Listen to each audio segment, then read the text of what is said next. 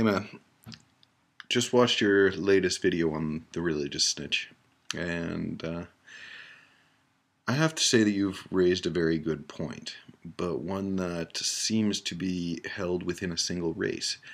And I see this attitude going along all the time. Um, for myself, I'm sure that you don't know this, but I'm a martial arts instructor on one side, and I've worked in the on the good guy side of law enforcement, I guess you could call it, for a number of years. And what I can say is that what I've seen on the streets is an attitude that is prevalent. It's not just any race. And honestly, it may not just be men, but the vast majority of people that I deal with and that I've had issues with have had this attitude that being tough makes them a better person. I think that that's the stereotype that we need to address. We need to look at men and say, is winning a fight what makes you a better man? My answer for that is absolutely not. Getting in a fight makes you a failure, because every time you fight, you always lose. No matter if you actually beat the other guy, you actually lose the fight. The reason for that is that you never come away from a fight uninjured, both physically and psychologically. When you fight somebody, it doesn't matter how serious or unserious the fight is, as soon as that fight is on, there is damage being done to both people. If you don't believe me, when you talk to any police officer, when you talk to any Navy SEAL, any military guy, when he talks about his battles, he'll do one of two things. Number one, he'll tell a tough guy story, right? Yeah, I just totally kicked this guy's ass, and I was like, boof, boof, douche, douche. And that story is always false. Always. Every time you hear that story, you listen to it and you say to yourself, bullshit.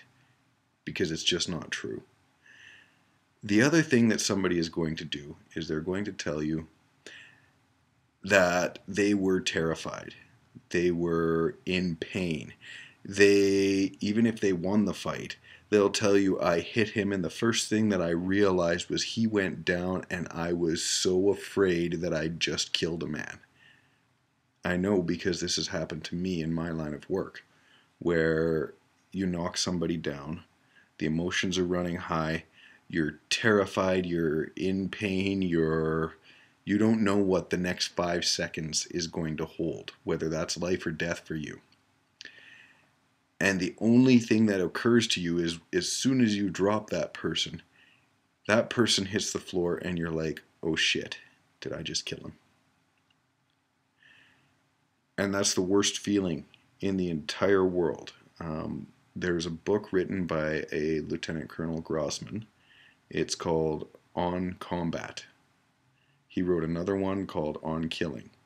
And he wrote these books from a military perspective to show what the psychological impacts of violence are. And everything that he says backs me up here. When he talks about fighting, he says straight up that things that you don't think about, things that they don't show on the movies, are things that are the most important in any combat situation, in any terrifyingly violent situation. For example, here's a fact for you. Did you know that the SWAT team, every single member of the SWAT team, takes a dump before they go on a mission? The reason they do that is because when you're in a life and death situation, you shit yourself, literally. So what we need to start doing is telling our young men, this is what violence is really like. There's no glory. There's no happy ending. You don't knock somebody cold and get the girl. It doesn't happen that way, ever. Ever.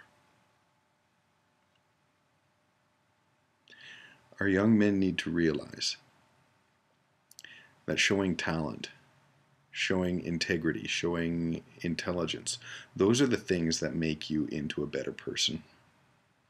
Those are the things that make the people around you like you. Those are the things that are going to make you rich. Getting into fights, proving that you're tougher than another person, that is not going to help.